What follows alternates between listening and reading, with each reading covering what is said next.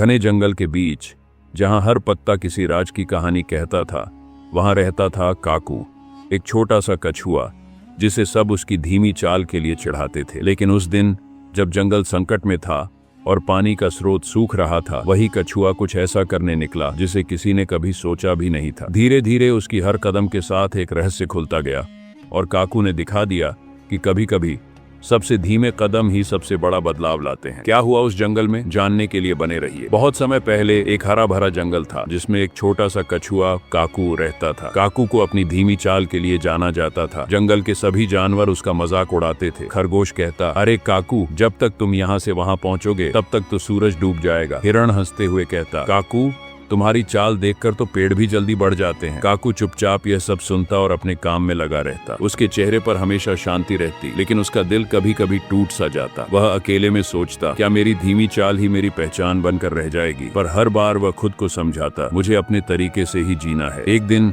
जंगल में एक बड़ी समस्या खड़ी हो गई। पास की नदी सूखने लगी थी और सभी जानवरों को डर था कि बिना पानी के वे जिंदा नहीं रह पाएंगे। पक्षियों ने उड़कर दूर दूर तक देखा, लेकिन कहीं भी नई नदी का सुराग नहीं मिला। जंगल में हड़कंप मच गया। तभी काकू ने धीरे धीरे आगे बढ़कर कहा, मैं इस समस्या का समाधान ढूंढूंगा। सभी जानवर हंस पड़े। तुम काकू, अपनी धीमी चाल में तो तुम नदी ढूंढने से पहले ही थक जाओगे। काकू ने उनकी बातों पर ध्यान नहीं दिया। वह जानता था कि लोग क्या सोचते हैं, पर इस बार उसके दिल में कुछ अलग ही जोश था। काकू ने अपनी धीमी चाल में हर चीज को ध्यान से देखा। वह जंगल के हर कोने में गया, हर जगह की मिट्टी और पत्थरों को परखा। कई दिन और रात बीत गए। हर रात जब वह थका हुआ बैठता तो अपने आप से कहता, अगर मैं रुक गया तो सभी हार जाएंगे। धीरे धीरे चलते हुए उसने एक गुप्त गुफा ढूंढ निकाली जहां से पानी रिस रहा था। ये एक भूमिगत झरने का स्रोत था। काकू ने अपने मजबूत पैरों से उस गुफा को खोदना शुरू किया। यह काम बहुत कठिन था। कई बार उसे लगा कि शायद वह सफल नहीं होगा, लेकिन हर बार उसने खुद से कहा, मुझे कोशिश करते रहना है। आखिरकार